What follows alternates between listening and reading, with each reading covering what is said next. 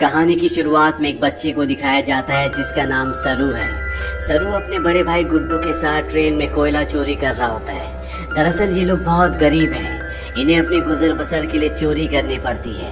ये दोनों ट्रेन से बहुत सारा कोयला चोरी करते हैं और उस कोयले को एक दुकान में बेचने के लिए जाते हैं। उसी दुकान में जलेबियां भी बन रही होती है। सरू अपने बड़े भाई से कहता है कि मुझे जलेबी खानी है।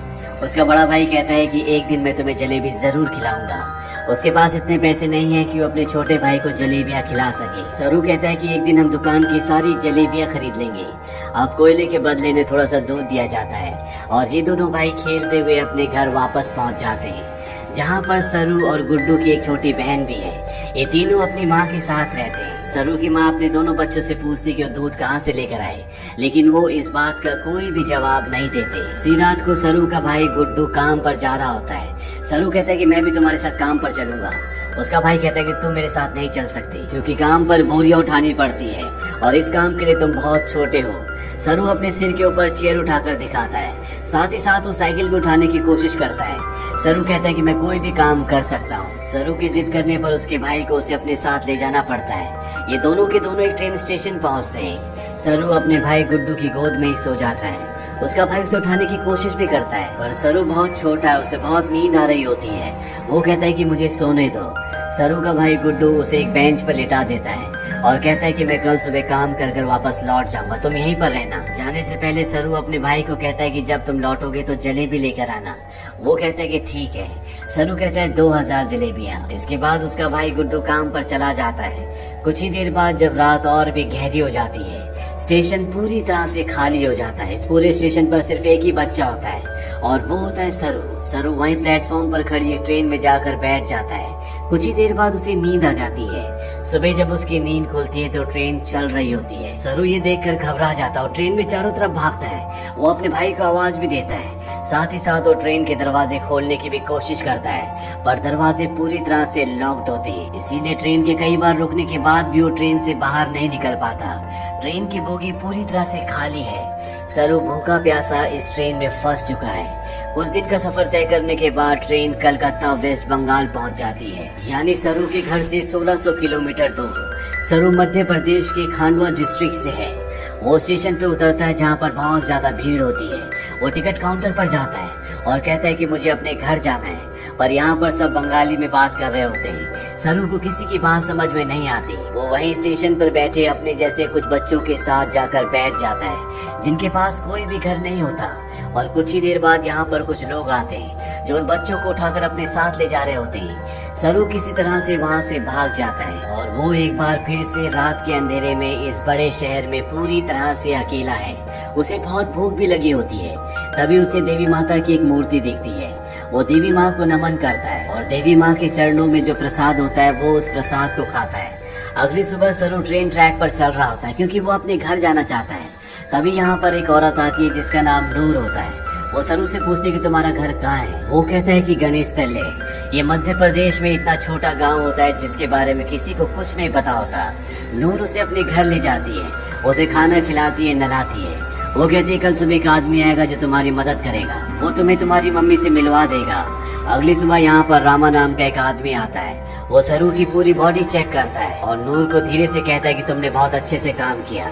उन्हें ऐसी लड़के की तलाश थी। सरू को इन दोनों पर शक हो जाता है, इसीलिए वो मौका देखकर इस घर को छोड़कर भाग जाता है। सरू अपने कई दिन हावड़ा ब्रिज के आसपास गुजारता है। उसे हमेशा अपनी मम्मी की याद आती है कि किस तरह से उसकी मम्मी पत्थर तोड़ा करती थी और वो अपनी मम्मी की मदद किया करता था। सरू अपनी मम्मी से बहुत प्यार करता है पर अब वो यहाँ से 1600 किलोमीटर दूर है जिसके बारे में सरू को कुछ भी नहीं पता।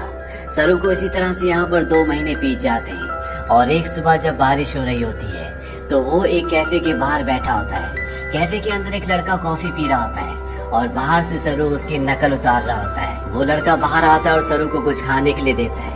इसके बाद वो सरू को अपने साथ पुलिस स्टेशन ले जाता है। वो बताता है कि इस लड़के को बंगला बोलनी नहीं आती, ये हिंदी में बात करता है। जब मैंने इससे पूछा कि कहाँ से है तो इसने बताया कि ये गणेश तल्ले से है। इस जगह के बारे में न लड़के को ना ही पुलिस वाले को कुछ पता होता है क्योंकि ये मध्य प्रदेश में एक बहुत छोटा सा गांव है। लड़का सरू से उसकी मम्मी का नाम भी पूछता है। सरू कहता है कि मेरी मम्मी का नाम अम्मी है। दरअसल उसे अपनी मम्मी का नाम नहीं पता होता। पुलिस उसके पेरेंट्स को ढूंढने की बहुत कोशिश करती है, पर सरू के घर का, उसके गांव का, उसके परिवार का कुछ भी पता नहीं चलता।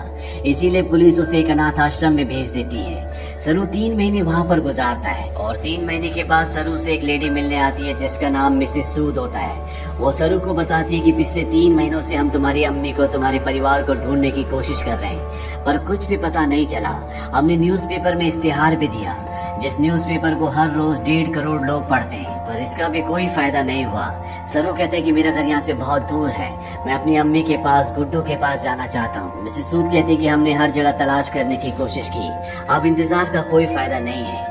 एक ऑस्ट्रेलियन कपल है जो तुम्हें अडॉप्ट करना चाहता है, वो बहुत अच्छे लोग हैं, उनके साथ तुम बहुत खुश रहोगे, तुम्हें ऑस्ट्रेलिया जाना होगा। इसके बाद मिसेस सूद सरू को अपने साथ अपने घर ले आती है, जहाँ पर कुछ और बच्चे भी होते हैं। मिसेस सूद सबको इंग्लिश के वर्ड, टेबल मैनर से सब कुछ सिखाती है और अब सरू को ऑस्ट्रेलिया भेज दिया जाता है, जहाँ पर मिस्टर जॉन और उनकी वाइफ सू, जिन्होंने सरू को अडॉप्ट किया होता है, उसे देखकर वो बहुत खुश होते हैं। सरू को ये अपने घर ले आते हैं। छोटे से मिट्टी के घर में रहने वाला सरू जब इस घर को देखता है तो पूरी तरह से हैरान होता है। साथ ही साथ वो बहुत गुमसुम भी होता है, क्योंकि ये देश, यहाँ की हवा, मिट्टी सब सरू के लिए पूरी तरह से नए हैं। सरू की मॉम, जिसका नाम सू है, जिसने सरू को अडॉप्ट किया है, वो सरू से इंग्लिश में कहती है कि मुझे पता है कि तुम्हारा सफर इतना आसान नहीं था, तुम मुझे इस वक्त कुछ नहीं बता सकते, पर एक दिन तुम मुझे सब कुछ बताओगे। सरू धीरे धीरे इनकी भाषा, इनका रहन सहन सीखना शुरू कर देता है। बहुत जल्द वो इन सब के साथ कंफर्टेबल हो जाता है। मिस्टर जॉन और उनकी वाइफ सू सरू से अपने बेटे की तरह प्यार करती है। वो उसकी जिंदगी में किसी तरह की कोई कमी नहीं होने देती। 1 साल बाद ये एक और बच्चे को अडॉप्ट करते हैं, जो इनके साथ एडजस्ट नहीं हो पाता। वो अपने आप को नुकसान पहुंचाना शुरू कर देता है, पर मिस्टर जॉन और उनकी वाइफ इस बच्चे को कंट्रोल करने की, समझाने की कोशिश करते हैं, क्योंकि वो इसकी मदद करना चाहते हैं। उसी रात को मिसेस सू रो रही होती है। सरू उनके पास जाता है, उनके आंसू पोंछता है और उनके गले से लग जाता है, यानी कि अब उसने पूरी तरह से उन्हें अपनी मॉम मान लिया है। धीरे धीरे वक्त बीतता और 20 साल बीत जाते हैं। सरू अब बड़ा हो चुका है। मिस्टर जॉन और उनकी वाइफ, जो सरू के मॉम डैड है, उनको सरू पर गर्व होता है। वो होटल मैनेजमेंट की पढ़ाई करने के लिए मेलबॉर्न जा रहा होता है। वो अपने उस भाई से भी मिलता है जिसे मिस्टर और मिसेस जॉन ने सरू के बाद अडॉप्ट किया था, लेकिन ये दोनों एक दूसरे को पसंद नहीं करते। सरू अब होटल मैनेजमेंट की इंट्रोडक्टरी क्लास में पहुंच जाता है, जहाँ पर सब अपने बारे में बताते हैं। सरू कहता है कि वो अपना होटल खोलना चाहता है, साथ ही वो ये भी बताता है कि वो इंडिया में कैलकाटा से है। इसके बाद यहाँ पर जितने भी स्टूडेंट्स होते हैं वो सब के सब हाउस पार्टी रखते हैं, जहाँ पर सरू भी जाता है। यहाँ बहुत सारे इंडियन स्टूडेंट्स भी होते हैं, इसीलिए यहाँ पर खाने में बहुत सारा इंडियन फूड होता है। और सरू जब वहाँ पर जलेबियाँ देखता है तो उसे बचपन का वो लम्हा याद आ जाता है, जब उसने अपने भाई गुड्डू से जलेबी खाने के लिए कहा था और जवाब में उसके भाई गुड्डू ने कहा था कि वो उसे जलेबी जरूर खिलाएगा। सरू ने कहा था कि एक दिन वो सारी जलेबी खरीद लेंगे। सरू को जब ये लम्हा याद आता है तो उसकी आंखों में आंसू आ जाते हैं और वो अपने दोस्तों को बताता है कि वो कैलकाटा से नहीं है, वो किसी और जगह से है। बचपन में वो खो गया था, वो एक ट्रेन में बैठ गया था और जब ट्रेन रुकी तो वो कैलकाटा पहुंच गया था। यहाँ पर एक लड़का उससे पूछता है कि वो ट्रेन में कितने दिन तक था। सरू कहता है 2-3 दिन तक। वो लड़का उसके गांव का नाम पूछता है। सरू कहता है गणेश तले, लेकिन सरू को अब ये भी नहीं पता कि वो अपने गांव का नाम अच्छे से प्रोनाउंस कर पा रहा है कि नहीं, क्योंकि उसे हिंदी बोलनी नहीं आती, वो अब सिर्फ इंग्लिश बोल सकता है। यहाँ पर एक लड़का उससे कहता है कि कैलकाटा के हावड़ा ब्रिज से, जहाँ पर तुम बचपन में पहुँचे थे, और वहाँ से हम टाइम और ट्रेन की स्पीड को कैलकुलेट करें और वापस जाएं तो हम तुम्हारे गांव के आसपास की रेडियस में पहुँच सकते हैं। यहाँ पर एक लड़की उसे गूगल अर्थ के बारे में बताती है। वो कहती है गूगल अर्थ के सहारे तुम दुनिया की किसी भी जगह को ढूंढ सकते हो, पर सरू इस बारे में और ज्यादा बात करने से मना कर देता है। इसके बाद ये पार्टी से निकल जाते हैं। सरू के साथ एक लड़की भी होती है जिसका नाम लूसी होता है। ये दोनों एक दूसरे की तरफ अट्रैक्टेड होती है, इसीलिए रात को ये दोनों एक दूसरे के फिजिकली बहुत क्लोज हो जाते हैं।